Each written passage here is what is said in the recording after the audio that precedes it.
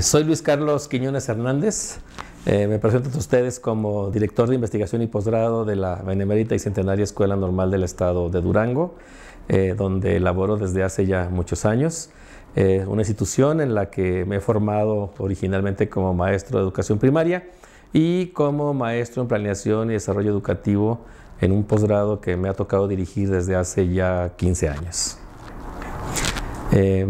La Escuela Normal del Estado de Durango, llamada así originalmente desde su fundación como Escuela Normal en 1916, es una institución de mucho prestigio en Durango, en la entidad, pero también en el norte, en la región norte de México, como una de las instituciones formadoras de docentes que tiene mucho arraigo, no solo en la comunidad y en la región, sino prácticamente también en la región centro-norte de México.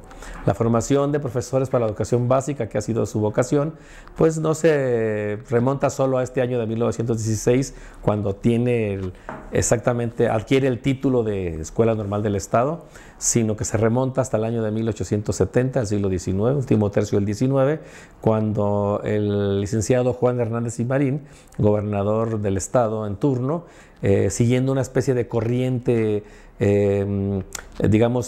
educativa que se viene dando en el país en esa época, donde se están formando a las mujeres ya mucho más formalmente en las escuelas, decide hacer una pequeña fundación para hacer la erección del Instituto de Niñas del Estado, que es el antecedente más remoto de la Escuela Normal de la que quiero hablarles un poquito. Esta escuela, el Instituto de Niñas, se funda el 5 de febrero de 1870 y, como dije, la iniciativa del gobernador Hernández y Marín, hay, por una parte, él como liberal de la época, se acoge a un grupo de personas notables de la ciudad que tenían mucho interés por educar a las mujeres. Recordemos que la educación de las mujeres siempre fue una tarea pendiente, no solo desde el inicio de la época independiente, sino prácticamente desde la Ilustración y finales de la Ilustración y principios del siglo XIX, en México y en el mundo, en Europa particularmente. Pero desde la Ilustración se viene dando una discusión importante acerca de la importancia justamente de las mujeres en el contexto del desarrollo social de las naciones y su incorporación paulatina al trabajo público, al trabajo remunerado, pues obliga naturalmente a pensar en ellas como seres que pueden ser educados y que además ser reconocidos como personas, como tales. Entonces la Ilustración de alguna forma reconoce estas potestades femeninas como entidades universales, complementarias a la potestad masculina, y empieza toda una discusión que termina básicamente, pues seguro, hasta finales del XIX, con la incorporación paulatina de las mujeres a educación, sobre todo básica, y ya a finales del XIX precisamente a la educación superior.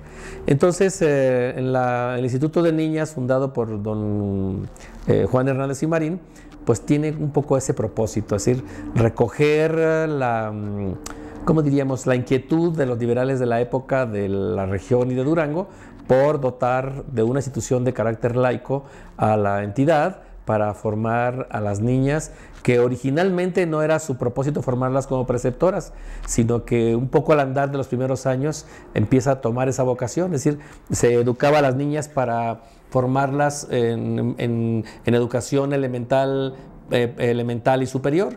Las niñas que terminaban con la educación elemental, pues de algún modo se quedaban un poco con esa instrucción, y cuando terminaban la educación superior, en la primaria superior, podrían eventualmente estar, digamos, formadas para ser maestras de educación elemental.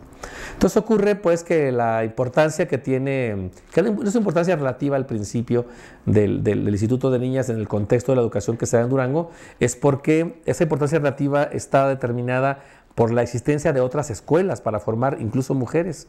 Y eran escuelas no necesariamente laicas, sino más bien de corte religioso y privado, donde sí se educaba a las niñas naturalmente con un currículum muy diferente al currículum que se educaba a los varones. El Instituto de Niñas pues, no fue muy diferente tampoco de esas instituciones, porque ahí se veía, por ejemplo, pues, las nociones generales de gramática, se veía aritmética elemental y superior, había nociones de geografía, cosmografía, había la caligrafía y la lectura como dos cosas fundamentales. Y había un grupo de asignaturas nombradas comúnmente con el genérico lecciones de cosas, que nosotros podríamos decir que ahora serían varias cosas juntas. Por una parte, el mundo natural, que es como ir al campo, recolectar flores, recolectar plantas, estudiarlas, desecarlas y hacer, por ejemplo, el inventario, ¿no?, botánico de un lugar en específico. Pero también ese conjunto de cosas iban al orden social, revisar la estructura de la familia, la estructura de la sociedad, la demografía. En realidad las lecciones de cosas o nociones de cosas abarcaba un abanico muy amplio que estaba un poco determinado también por la institución y por el tipo de instructor que se tenía. No faltaba para las niñas en el instituto las nociones de religión cristiana, que era estudiar el catecismo, con el famoso libro del padre Ripalda, varios libros del padre Ripalda, que era un catecismo muy socorrido en esta época, que era, pues digamos, el libro clásico con el que se debían estudiar estas nociones, donde se involucraba a las niñas en el mundo de la cristiandad desde la perspectiva de conocer apenas los rudimentos de la doctrina. Y desde luego también pues, la economía doméstica. La economía doméstica era fundamental en el currículum del Instituto de Niñas. Había asignaturas como confección de flores artificiales, es decir, había toda una serie de asignaturas, pequeños talleres para hacer arreglos florales con tela, con una especie de plástico, con fibras naturales, y desde luego había costura, la clásica costura y tejido, que iba desde el tejido, la costura, el bordado, en el famoso cuadrillé, el punto en cruz, que solo por decir algunos. Pero había la confección de ropa de todo tipo, podían confeccionar guantes, gorros, abrigos, blusas, faldas, vestidos. Y toda esa producción que se daba en el contexto de su formación tenía dos propósitos. Es decir, por una parte, se estaba formando a las niñas en esa parte de la economía doméstica, que era la costura, la confección de ropa o la confección de flores.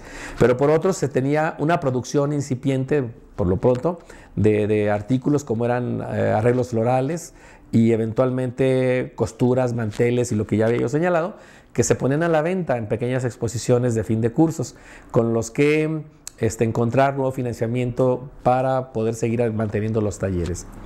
Siendo una institución pública, el Instituto de Niñas contaba con un financiamiento del Estado, directamente del Estado, no municipal, y entonces el Estado se encargaba con un impuesto que puso al quintar la plata, una pequeña cantidad se destinaba originalmente para el funcionamiento del Instituto de Niñas, pero en realidad funcionó y con mucho con los recursos que se generaban a partir de la venta de los artículos que producían las niñas.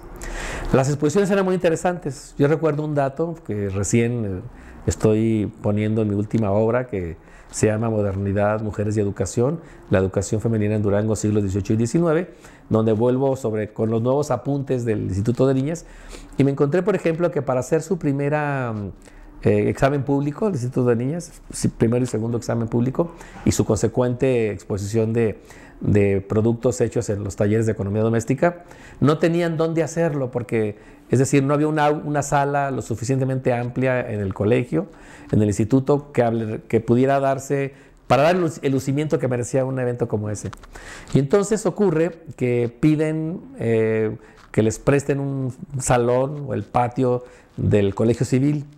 Pero el Colegio Civil, estando también en una pequeña remodelación interna, no tiene otro espacio parecido como el que le están pidiendo, y me parece que les prestan el patio central de la Casa de Gobierno. Entonces lo adornan muy bien, ponen sillas en medio, ponen algunos toldos, y en los laterales de los patios, que eran 4, ponen básicamente las mesas con los artículos para vender, y es un éxito no solo la presentación de los exámenes públicos, sino es un éxito también la venta de los productos que hacían las niñas. Llegaba a tal punto esta venta que luego le solicitaban por pedido ciertas cosas. Por ejemplo, si antes hacían guantes y sombreros y a pequeñas estolas, les pedían, oiga, necesitamos ahora que haga camisolas para los niños o blusas para las niñas de escolares, que haga calcetas o tejidos y bordados para manteles y lo que ahora llamamos esos caminos que ponen en las mesas. Entonces había una variedad muy amplia de productos que ellas hacían y que eran básicamente resultado de las clases de economía doméstica. Cocinaban también.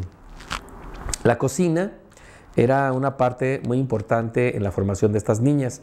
Hay la idea, que para mí es una falsa idea, de que se las estaba educando estrictamente para el matrimonio, como se hacía, digamos, en el antiguo régimen y como se hizo durante el periodo ilustrado y buena parte del siglo XIX. Pero los detractores, digamos, de este tipo de formación que se tenían las niñas en la península y en Ibérica y por lo menos y en México también, en algunas provincias americanas que eran propiedad, que eran, digamos, de las colonias de España, se tenía la idea de que en las escuelas de este tipo se las formaba para casarse, para hacer, en una alusión al viejísimo libro de La Perfecta Casada, que me parece que es un libro de principios del siglo XVI, que tiene mucho éxito. La Perfecta Casada es, junto con otra serie de obras españolas de la época del XVI y el XVII, se enseña realmente a las mujeres a ser buenas mujeres amas de casa, buenas esposas, amantísimas esposas en el terreno más estricto del término, y desde luego devotas de una religión cristiana que era el pilar para la formación de la familia, los hijos y la familia. Y hay ya para nosotros en el XIX y particularmente el último tercio, eso no existe. No se las está formando ahí para eso. En realidad la economía doméstica y las nociones de religión vienen del currículum que se daba en esas épocas, pero es más bien un currículum complementario a lo que ellos todavía consideran la formación de las mujeres. Las mujeres tendrían por naturaleza que, como en la división general del trabajo, estar más vinculadas a la parte doméstica. La de los varones naturalmente va hacia otro lado. Y además recordemos que la instrucción de los varones, de alguna manera en la educación primaria, tiene un currículum diferente que luego va como a precisarse en la educación secundaria y en la educación superior, ya más vinculado a las carreras como de abogacía, a las carreras de agrimensor, la carrera de farmacéutica, la carrera de ingeniería y muy más tardíamente la carrera de medicina, ¿no? Entonces, pero ellos no tienen estas asignaturas de economía doméstica naturalmente, porque esta era parte del currículum estrictamente femenino. Entonces el Instituto de Niñas juega un papel muy importante en Durango en el último tercio del siglo XIX, porque viene a ser una opción, digamos, nueva y renovada de un sistema de enseñanza que además, dicho sea de paso, empieza a retomar un método en boga, que era el método de la enseñanza objetiva, que tiene como correlato un método impulsado desde el Distrito Federal y a los territorios, como una forma de acercar más al sujeto a los objetos de estudio en su manipulación no solo mental, sino en su manipulación física, en el terreno de la experimentación, la observación y eventualmente la conclusión de pequeños experimentos de ciencias naturales. La ciencia objetiva, aparte, hace en el terreno de la enseñanza de lo que hoy llamamos el español, que para ellos era la gramática castellana, una visión mucho más amplia del reconocimiento del lenguaje, que no se circunscribía estrictamente al reconocimiento de las consonantes y vocales y su eventual conexión en pequeñas sílabas para hacer palabras y frases, sino más bien en la estructura formal de la lengua. Hay ya los rudimentos de encontrar los mecanismos del lenguaje. Entonces la enseñanza objetiva, básicamente en el Instituto de Niñas, fue una cosa muy importante porque le da un giro diferente a lo que se venía dando en las escuelas de educación elemental de la localidad. Hay toda una disputa que uno puede seguir muy bien en la hemerografía de Durango, que se da entre los notables que escriben en esos periódicos, entre el Instituto de Niñas del Estado, que es institución laica, y un colegio llamado el Colegio Mariano.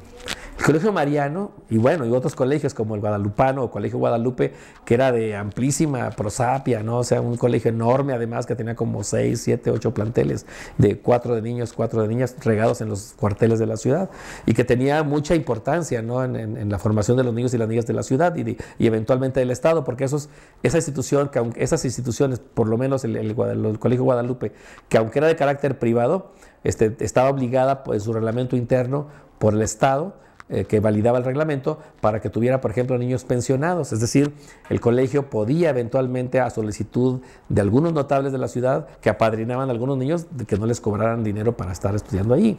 Entonces, hay una disputa entre qué es lo que están haciendo en el Instituto de Niñas que no hacemos en el Colegio Mariano. El Colegio Mariano está lleno de gente virtuosa y formamos gente virtuosa porque la piedad cristiana es un elemento toral en el ejercicio del currículum, Y ocurre que acá no, ellos decían, acá no, acá están más bien metidos en el espectro de la educación laica y por lo tanto, decían ellos, pues eso carece básicamente de una formación humanista que daría básicamente la vocación, la formación cristiana y que seguramente acá no tenían.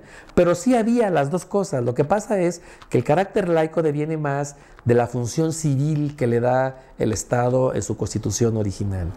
Y entonces, bueno, había religiosos dando clases en el colegio, pues había seglares y laicos también, pero esa idea del estatuto civil que le da al gobierno cuando lo funda, pues determina su carácter seguramente laico.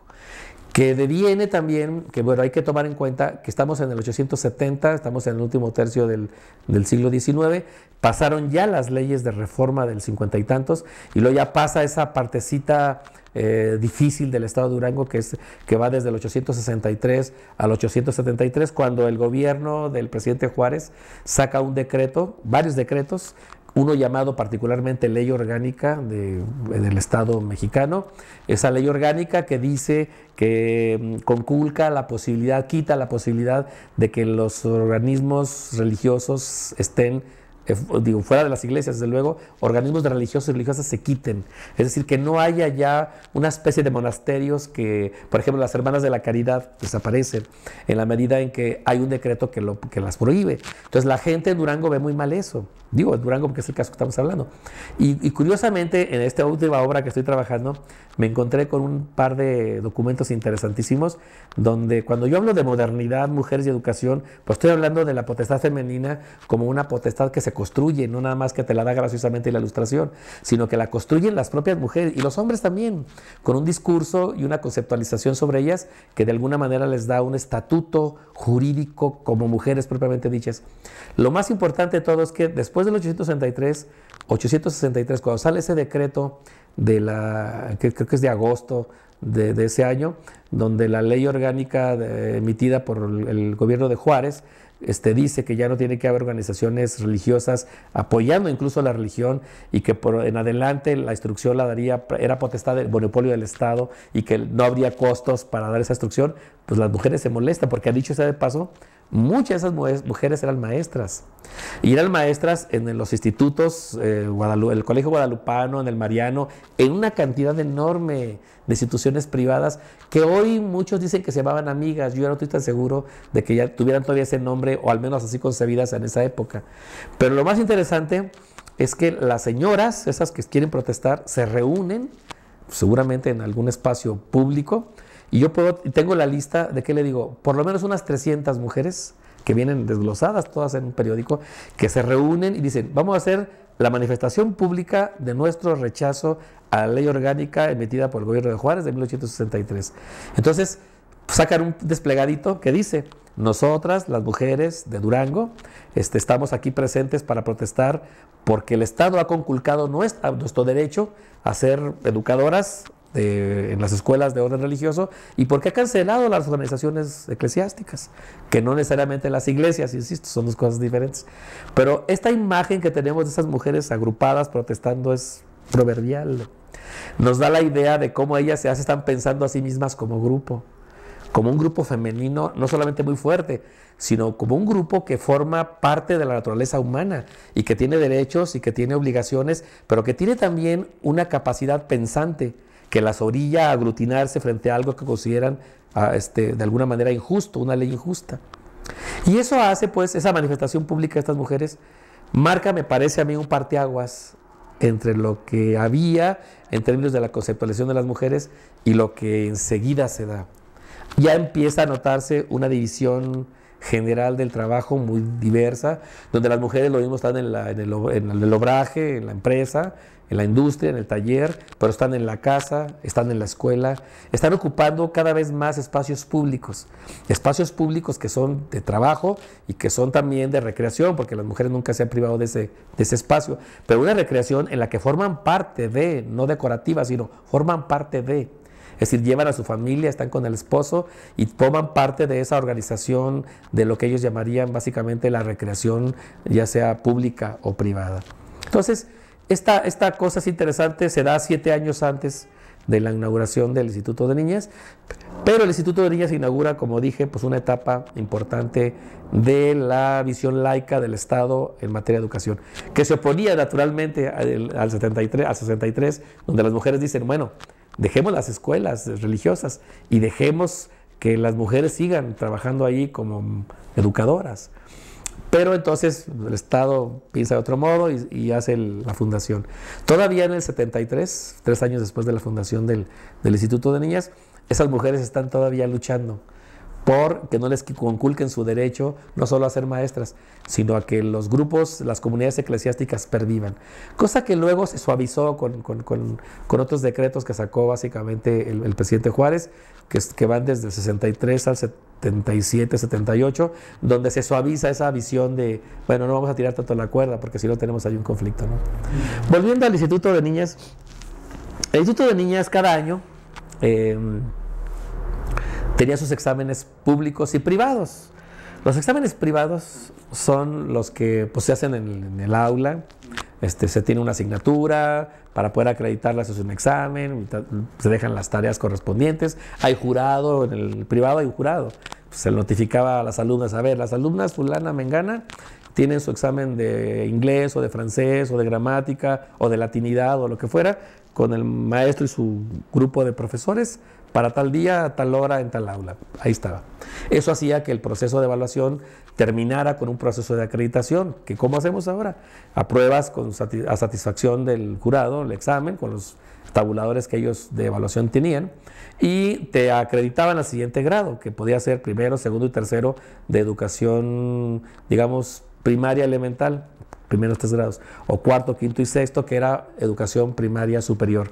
Cuando terminabas esos 3 grados, en el caso de las mujeres, era muy posible que tuvieras trabajo como maestra. Quien además, dicho sea de paso, esta institución que formaba maestras así, sustituyó a una cosa que se llamaban las academias normales. Las academias normales eran uno de los departamentos de la educación lancasteriana de la Compañía Lancasteriana de Durango. La Compañía Lancasteriana de Durango se forma como unos 6 o 7 años después de la de México, por ahí en el 30 y tantos del siglo XIX. Es un grupo de notables que filantrópicamente se reúnen con un pequeño capital, fundan 1 o 2 o 3 o varias escuelas y hacen una escuela para niños y niñas pobres. Es decir, donde no van a cobrar, donde van ellos a pagar a los profesores y los van a formar, y donde eventualmente se formaría todo el mundo que no tuviera recursos para pagar. Es una cosa filantrópica. Además, usando para ello un método que se llamaba el método de educación mutua, llamado lancasteriana, educación mutua, simultánea, ese tipo de cosas. En atención al método usado por Lancaster y Bell, los doctores pedagogos ingleses que implementaron ese método de educación en la India para la educación de los descastados, cuando la India era una de las colonias inglesas. Y tan éxito tiene la educación lancasteriana que se aplica, pues, obviamente en varios países de Europa, que le digo, en Inglaterra, en la Europa insular, en la Europa continental se pone en Francia, en Alemania, que tengo entendido que en Italia, en España sobre todo, y luego de España se va a Estados Unidos y Estados Unidos a América, y se aplica en México con mucho éxito. Además, todas las colonias americanas dependientes de España usaron el método, en alguna parte de su vida institucional, usaron el método lancasteriano de la enseñanza mutua, para enseñar a mucha gente con pocos recursos. Es un método económico, sencillo y desde luego muy eficaz, porque con pocos recursos de profesorado replicas un conocimiento particular. Lo explico rápidamente para que se entienda un poco. Yo, como director de una institución lancasteriana, tengo una academia normal, formo ahí mis maestros. Un maestro se constituye en un profesor que tiene 10 monitores, también llamados decuriones. Por ejemplo, yo, profesor, preparo a esos 10 decuriones, les doy la enseñanza y les digo, ustedes van a reproducir este conocimiento cada uno a otros 10. Entonces, mis monitores decuriones, cada uno tiene otros 10. De modo que si multiplicamos 10 por 10 tenemos 100. Un profesor podía eventualmente, por lo menos, educar a 100 sujetos fácilmente. Y si los decuriones que formaron a sus propios monitores pueden todavía reproducir esa educación, un profesor fácilmente podía, ¿qué le digo?, educar a 300, 400 sujetos en un curso. Eso suena ahorita medio descabellado, porque hasta imaginarlo suena como extraño. Pero se educaba en grandes galerones que estaban dedicados para eso, donde cabían 100, 200 personas. A veces en la plaza o en los espacios abiertos de las propias escuelas, donde podían eventualmente tener una capacidad para albergar a tanta gente. La normativa, los reglamentos internos de la Lancasteriana son súper importantes. Lo más importante de todo, y que yo para el caso Durango he documentado, es que hay una cartilla lancasteriana de la Compañía Lancasteriana de México, es decir, un cuadernillo donde está el reglamento, donde dice qué departamentos forman la compañía, qué tipo de escuelas pueden formar, qué tipo de profesores, qué tipo de monitores, el mobiliario, los horarios, los espacios, la reglamentación interna, los recesos, los recreos, la disciplina, todo, la evaluación, todo. Es un cuadernillo muy importante. Ese cuadernillo yo lo vi físicamente en el archivo del Cabildo de la Ciudad de México y tienen un ejemplar. Pero curiosamente no encontré uno de alguno de los estados, ninguno, solo el de Durango. En Durango hay un cuadernillo que se llama Cartilla Lancasteriana para Estado de Durango.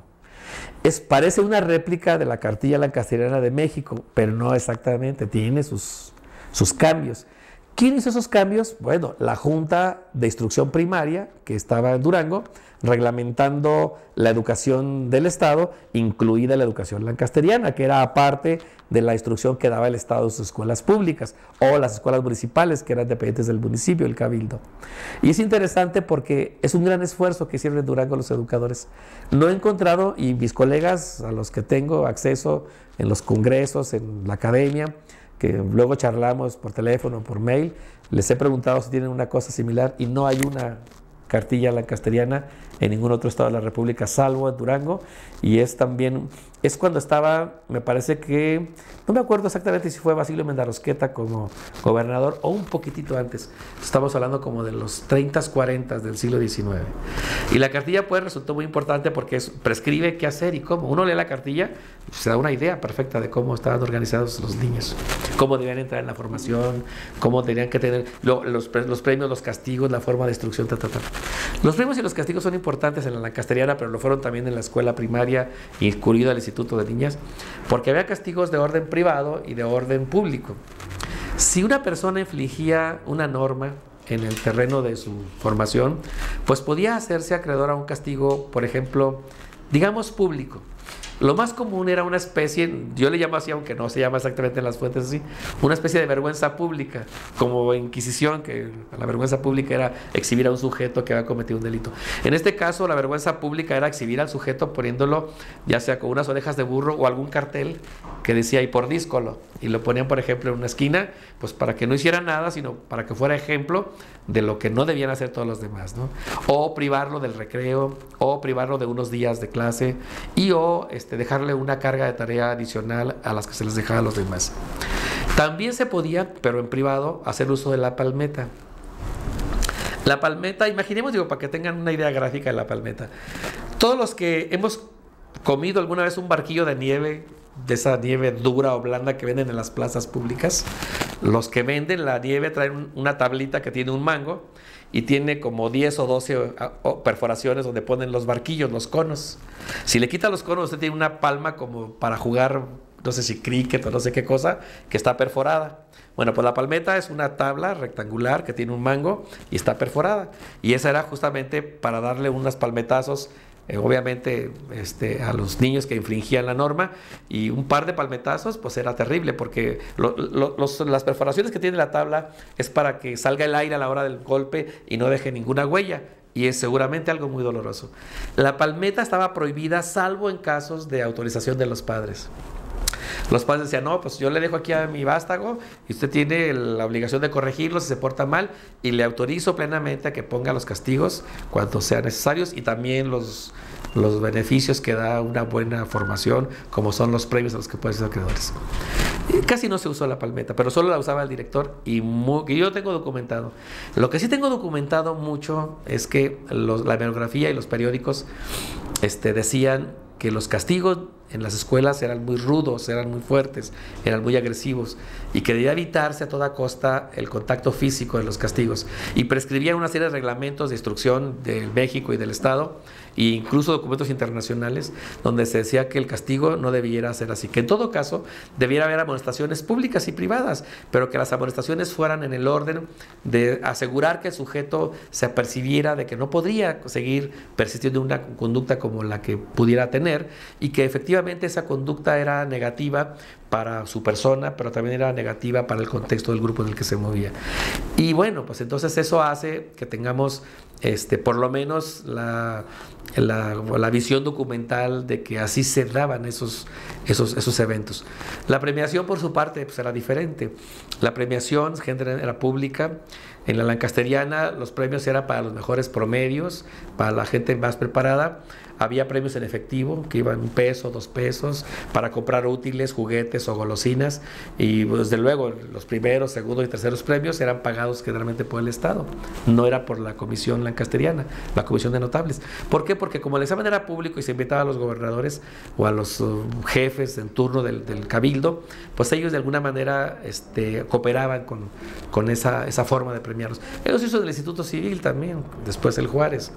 Se hacía también premios a los mejores alumnos que destacaban en las asignaturas de las distintas disciplinas en las que estudiaban. El Instituto de Niñas pues no fue la excepción, hacía pues una premiación anual, un examen anual y una premiación anual, y siguió gestando, produciendo una imagen encomiástica muy buena.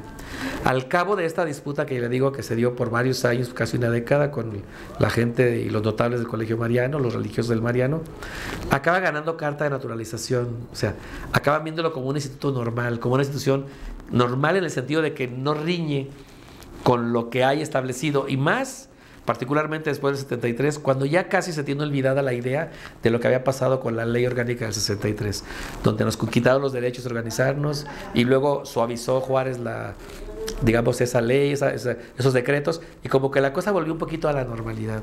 Entonces se vio más en términos de una normalidad democrática, la instalación del instituto y verdaderamente sus saberes. ¿Los exámenes públicos qué eran? El examen público tenía un propósito, dos propósitos, tres quizá. Uno, como se congregaban en un espacio, como dije, en el primer examen público del Instituto de Niñas, en el patio del gobierno, se engalanaba el lugar, flores, bandas de colores, las sillas en medio para los que van a presentar examen, el estrado allá para los profesores, el público en los costados. Había una especie de pequeña verbena al final, donde, bueno, en el programa había el examen propiamente dicho, donde consistía en que se examinaba públicamente a una persona. Por ejemplo, yo le diría, si fuera maestro, por ejemplo, de gramática castellana, a ver, dígame, por ejemplo, las reglas de la gramática que tienen que ver con la formación de sílabas tónicas, con la vocal A, con la consonante tal. Estoy inventando el dato. Entonces la persona hacía el ejercicio de decirlo y de construir lo que le pedían, y obviamente los valores de la evaluación estaban dispuestos ahí por el jurado, pero también tenía la aprobación básicamente del público. Eso por decir algo, pero por ejemplo también se podía decir, a ver, dígame que en el contexto de la doctrina cristiana, por ejemplo, dígame cuántos son los sacramentos de la ley de Dios, y luego explíquelos en algún ejemplo práctico de la vida cotidiana.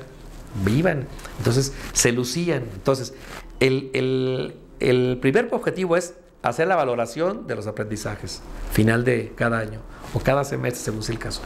Y luego el segundo era el lucimiento de alumnos y profesores. Iban a lucir la gala de su aprendizaje, es decir, qué tanto sé y cómo lo sé. Y el profesor iba a lucir a su alumno, o sea, cómo lo enseñé y qué tanto le enseñé. Y tercero, propiciar el intercambio de impresiones entre los estudiantes, los profesores y el público, que son los papás de las niñas. Y se hacía una verbena a veces de entre un examen y otro, porque eran grupitos de alumnos, no eran nunca uno solo, salvo casos particulares. Había la clásica verbena de música, es decir, había la participación musical de las mismas niñas que tocaban el piano, porque una de sus clases era piano, y tocaban alguna pieza casi siempre de orden clásico.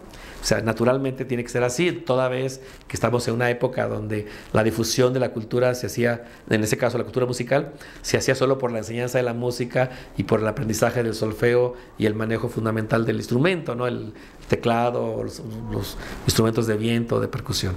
Y entonces una pieza clásica, todo el canto y sobre todo la poesía. La poesía no podía faltar. Una cosa que es bien importante en el terreno de la poesía y de esas reuniones es que los alumnos destacados del Instituto Civil, que eran poetas de toda suerte y toda laya, poetas de una calidad extraordinaria, había un José Olvera impresionante de la época. Él iba, lo invitaban a esa ceremonia, lo hacían en el Instituto Civil, pero lo invitaban al Instituto de Niñas y leía las poesías que se habían dispuesto para esa época. Y es genial porque a menudo las poesías, los poemas, los textos lo hicieron para esa época, para ellas incluso. Por ejemplo, uno de los apéndices de esta obra que estoy por sacar se llama Los discursos oficiales de la inauguración del instituto, son como 20. Y luego obras de poesía compuestas para la inauguración del instituto y las presentaciones de exámenes públicos. Son como unas 10, 12, son impresionantes. O sea, generalmente son romances, todo el mundo sabe que es un romance, que es una composición versal de octasílaba, generalmente, con rima perfecta o consonante, y que está dispuesta en cuartetos y eventualmente con alguna estrofita en medio, con un estribillo en medio, que se repite cada 4 o 5 estrofas, pero que es un poco como se construían las letras de los signos o las marchas de entonces, que es el romance, que es una cosa muy clásica. Podían eventualmente, y muy pocos los tengo registrados, que también escribieron en soneto, pero son solamente un par que están dedicados para eso. Hay incluso, en este contexto del instituto, un poema muy lindo que le fue compuesto a Juan Hernández y Marín como fundador del instituto y como promotor de la educación femenina de Durango, de la época, creo que es del segundo año. Y es también fabuloso porque uno puede ver el entusiasmo que movía a la gente legítimamente para, digamos, encomiásticamente dar su versión del particular, ¿no? El encomio de tener una institución buena en la que trabajo o la que tengo mis hijos, o al encomio de una educación dada ahí que es muy sólida o que se está constituyendo como muy sólida. Y así llega hasta los finales del siglo XIX. Pero antes del XIX, por ahí como después de los primeros 20 años, el instituto empieza a transformarse también. Ya es una institución donde se forman las maestras saliendo de la educación primaria superior. Se les hace un examen porque le incorporan clases de pedagogía, de psicología infantil, de nociones de aprendizaje y enseñanza, que son las asignaturas de los profesores. Pero empieza a transformarse. El Estado empieza también a tener la dinámica de su crecimiento estructural muy importante. La población crece, los servicios crecen, la demanda de servicios crece, y entonces el Instituto de Niñas se parte en dos. No sustituye una cosa a la otra, se parte en dos. Sigue siendo Instituto de Niñas una parte e incorporan otra que se llama el Instituto Juan Hernández y Marín, que en honor al fundador, y es un instituto de telegrafía y comercio. Es decir, en esta otra parte ya entran los varones. Es cuando tienen ya varones después del 890. Empiezan a tener varones para ser telegrafistas o para ser secretarios de comercio.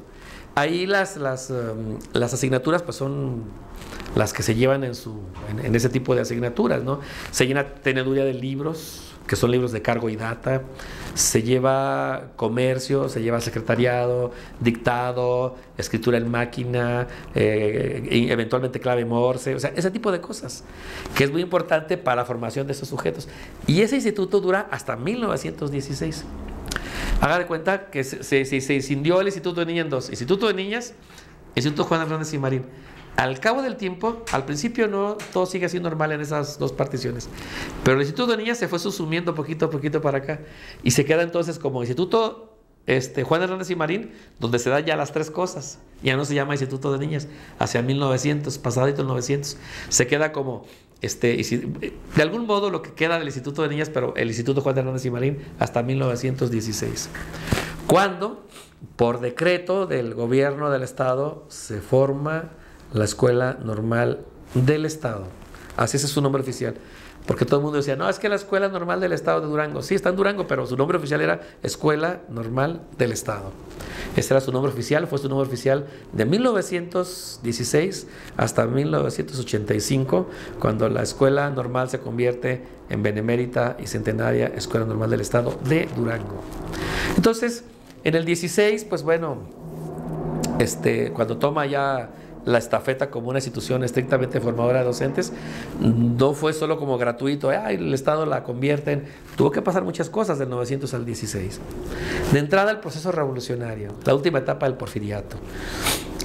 Hay una crisis estructural que desde luego venimos arrastrando desde el 1821 con la Constitución del 21 y sus relativas adendas o adecuaciones que se dieron en la ley, pasando por Juárez en el 57 y todas las leyes de reforma y Siempre había una falta de recursos.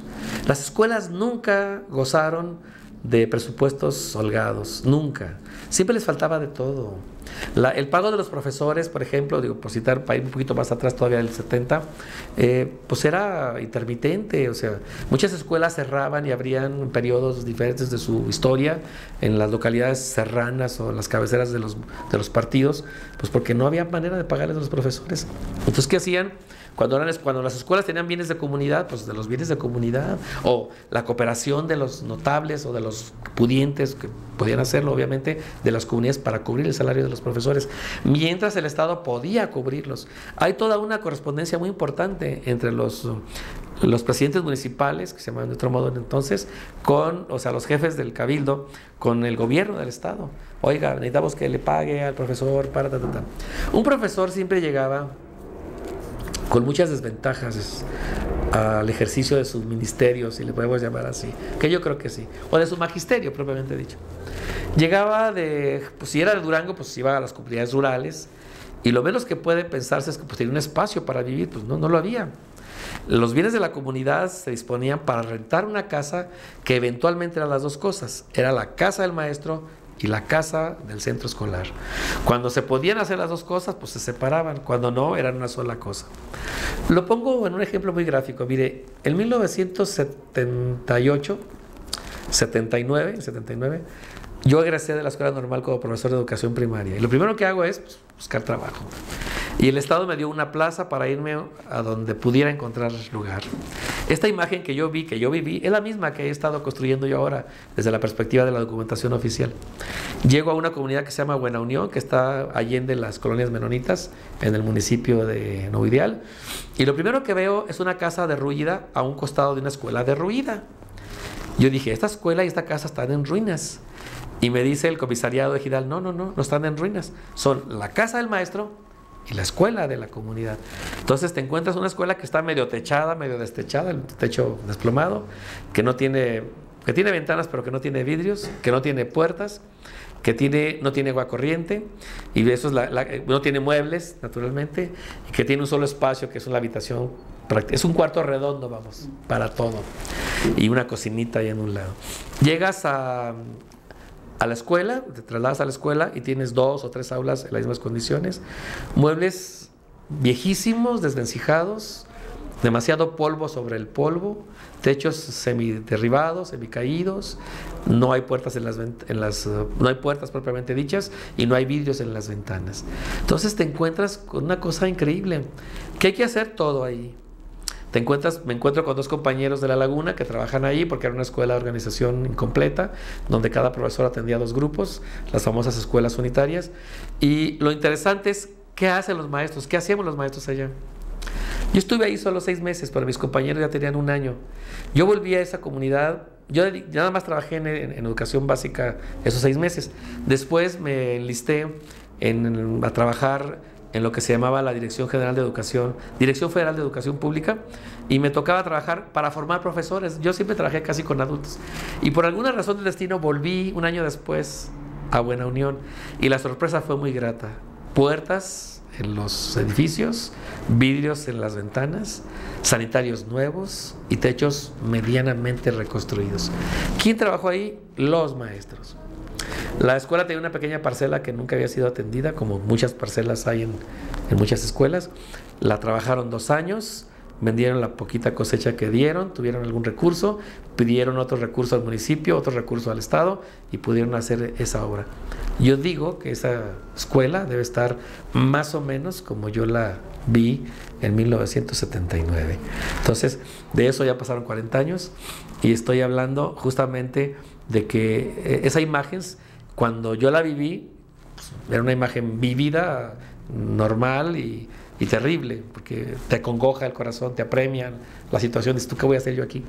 Pero ya después que me fui a estudiar, que hice la maestría, el doctorado en historia, que me dediqué a hacer historia, a hacer investigación, y que estoy haciendo esto, digo, justamente eso, que esos maestros se quejan de que no tienen salario, que no tienen escuela, que no tienen espacio, eso lo seguimos viviendo.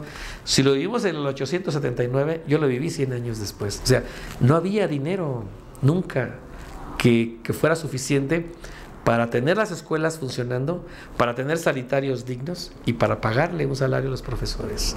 Siempre fue y sigue siendo una cosa terrible, ¿no? Entonces, del primer año del siglo XX al XVI, pues hay muchas cosas que pasaron. La revolución vino a Durango en el sentido de cómo vino a todas las comunidades del norte, bueno, particularidades hechas aparte, pero la idea era también, pues si antes no había dinero, ahora menos. Entonces desaparezcamos las escuelas, casi por decreto empiezan a cerrarse muchas escuelas por falta de fondos. Y ni los fondos de comunidad había, porque los fondos de comunidad se dan para la subsistencia de los pobladores.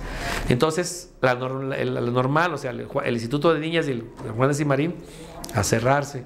Pero gracias a que las maestras ahí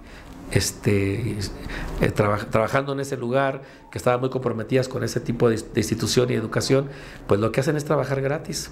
Van al Congreso y le dicen al Congreso, ¿saben qué, señores? Nosotros vamos a trabajar gratis. Los profesores que trabajan aquí, que también eran varones, que estaban trabajando en el Colegio Civil, vamos a trabajar gratis hasta que la situación se normalice. Es el primer intento por desaparecer el instituto, y que se da porque no había fondos, pero se salva de esa manera.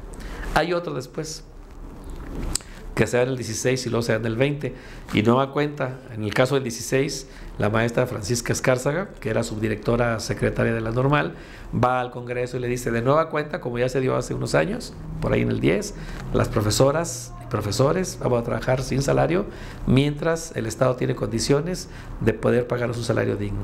De esa otra manera se vuelve a salvar, casi a meses de la... ¿Qué le dio? No fue en el 16, fue en el 17, porque la escuela se funda en noviembre de 1916. Como casi un añito después la quieren cerrar por la misma razón de falta de recursos, y porque todavía la revolución que termina está como apenas teniendo esos coletazos terribles a la economía y a la organización que no acaban de asentar básicamente la nación. Entonces trabajaron otra vez así y salvaron la situación. Yo creo que la Escuela Normal le debe mucho a Francisca Escárzaga. Francisca Escárzaga, para mi gusto, es probable que sea la mujer fundadora de la Escuela Normal. Bueno, fue primero un director, que fue Rafael Valenzuela, pero ella era subdirectora, secretaria, en ese talante estaba nombrada. Ahorita le explico por qué se dice la historia no autorizada, porque no fue directora. Fue la mujer más importante, la pieza clave importante del mantenimiento de la Escuela Normal desde sus inicios, probablemente hasta el 20, sí, casi hasta el 30, un poquito antes de que terminara la década de los 30, pero porque era una persona que era muy preparada, había sido alumna del instituto, había sido maestra de grupo y directora de escuela en Nombre de Dios, en varias localidades de los diferentes partidos, había trabajado en la 4 de niñas, en la 5 de niñas, en la 6 de niñas de la ciudad, las escuelas, y tenía mucha experiencia, pero aparte, la experiencia de esas mujeres y esos hombres no era solamente, oye, doy clases. Ellos documentaban la obra, escribían la obra, hacían los reglamentos, hacían sesiones de academia para decir cómo vamos a modificar el currículum. Estamos estudiando el modelo de quién sabe dónde, y lo traemos y lo modificamos y lo acomodamos a los nuevos tiempos. O sea, eran académicos de todas, con todas las de la ley. Y aparte comprometidos con su trabajo, ¿no? La señora Escárzaga en la historia no reconocida, porque no encuentro yo un dato, yo solamente lo supe porque entrevisté a muchas de mis maestras que me dieron clases en la normal. Estoy hablando de muchos años atrás, desde 1972 a 1979, que todavía vivían, que les digo, hace unos 10 años, o que viven todavía algunas que ya no pueden casi ni hablar, están muy grandes, muy mayores. Pero, por ejemplo, un grupito de personas notables de esa época me comentaron en alguna entrevista que les hice alguna vez que la señora Escárzaga había sido hija ilegítima. Lo que se llamaba hija ilegítima entonces, pues ahorita ya es otro cantar. Me parece, no estoy seguro si de uno de los gobernadores o de uno de los presidentes municipales, creo que era del gobernador. Entonces, no siendo una hija ni siquiera reconocida, por lo menos en ese momento, no podía aspirar al cargo público de director de la escuela normal. Cosa que ahora nos puede parecer un escándalo. Y, pues, ¿qué pasó con eso? Pero no nos debe parecer un escándalo. Hay muchas leyes no escritas en la institución, en mi institución, que todavía priman como si estuviéramos en 1916, que es la más rancia tradición académica y administrativa de la escuela normal. Cuando digo rancia no es mala, está ahí. Lo que pasa es que ha pervivido muchos años. Por ejemplo, una férrea disciplina que todavía se tiene.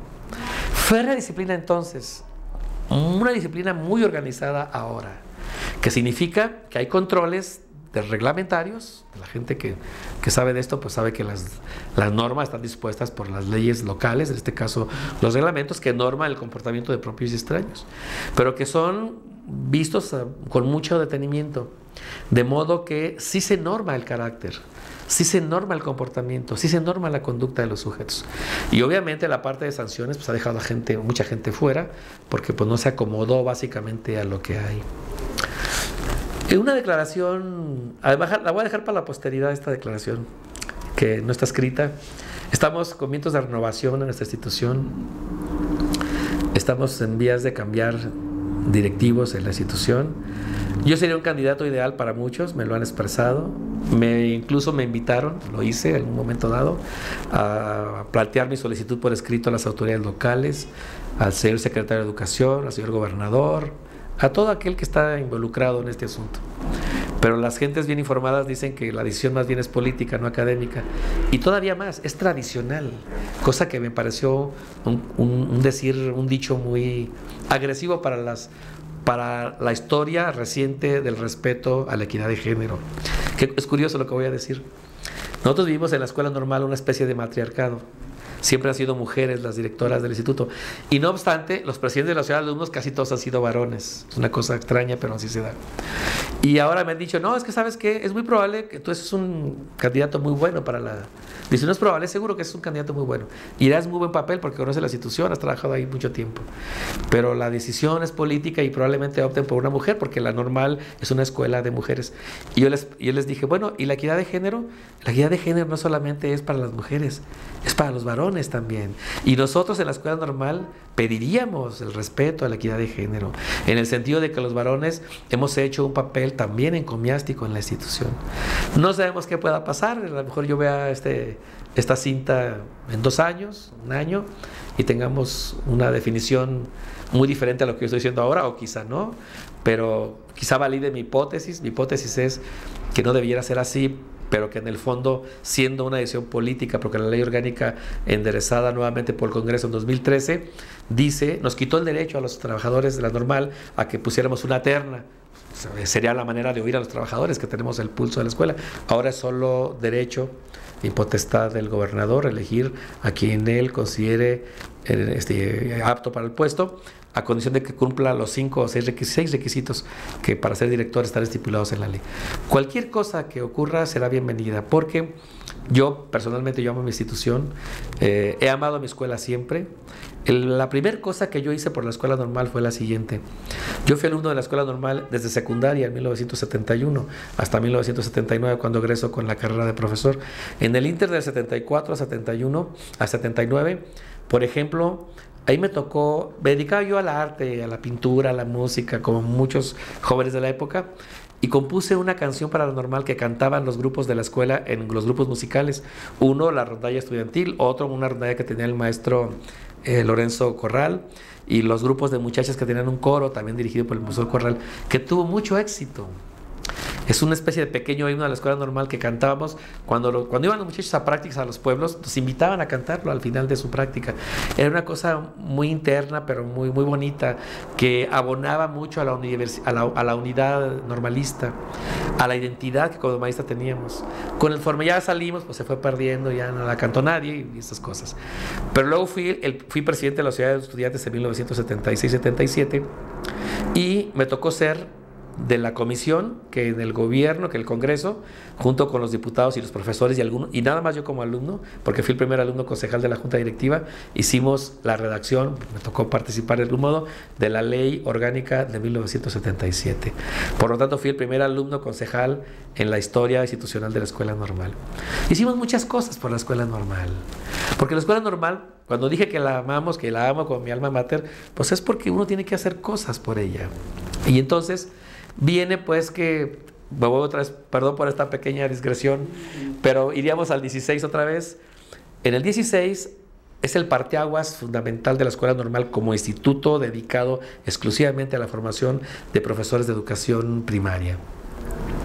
Tiene tal éxito la Escuela Normal que siguió siendo una escuela donde se matriculaban mayoritariamente mujeres. Pero luego había muchos varones que querían estudiar la Escuela Normal. Todavía no estaba la Normal de Aguilera, pues es de unas décadas, 2 décadas después. Y luego entonces el gobierno saca un pequeño decreto que dice: para los estudiantes varones que quieran seguir la carrera del magisterio, mientras se construye la Escuela Normal para varones, que no se construyó, tendrán que matricularse en la Escuela Normal del Estado a condición que no excedan el 20% de su matrícula. Secular seculorum. Eso lo pusieron, eso era un decreto, pero luego se puso en una ley que me parece que es de 1920 y tantos, y después de 1928, y todavía se repite en los 30. Esa clausulita de que no podíamos ser más del 20% de la matrícula los varones. Secular seculorum, nunca ha sido más del 20%. Siempre hemos sido menos. Hoy hay más varones que nunca. Probablemente más de esos 20%, pero se quedó así como una ley. Y luego cuando ya creo que los 30 y tantos, no me acuerdo, 40 y tantos, que se pone la Normal de Aguilera, que era originalmente primero una escuela de agricultura, se van para allá los alumnos varones que querían de alguna manera estudiar la carrera del magisterio. Pero aquí hay un paréntesis que quiero hacer. Había la idea sí de poner una escuela normal para varones, y la hicieron en el Instituto Civil. Hay un decretito interno del Instituto Civil que se llama precisamente así: Reglamento para la instauración de la Escuela Normal para Varones del Estado de Durango. Y tuvo la aprobación de su junta directiva y la pusieron, pero tuvo poco éxito. La matrícula de estudiantes fue mínima y la cerraron luego al siguiente año, o sea, no prosperó. Tengo yo el reglamento y sus constituciones y ahí están, pero creo que hubo menos de 10 alumnos matriculados, al final quedan 2 y finalmente la institución se cierra por esa razón, dando el espacio para que la Escuela Normal pues de alguna manera siga siendo la formadora de profesores, donde eventualmente había pues un buen número de estudiantes varones que cursaron ahí la carrera. Del 16, ¿qué le digo? Probablemente a los años 30 es cuando tiene la Escuela Normal una estabilidad, digamos, institucional derivada de su reglamento interno, que era al parecer muy rígido, pero que dio como resultado una visión, digamos, muy importante de cómo debían ser no solo la formación de los estudiantes, hombres y mujeres, sino de cómo debía ser la educación normal en la formación de profesores para la educación básica.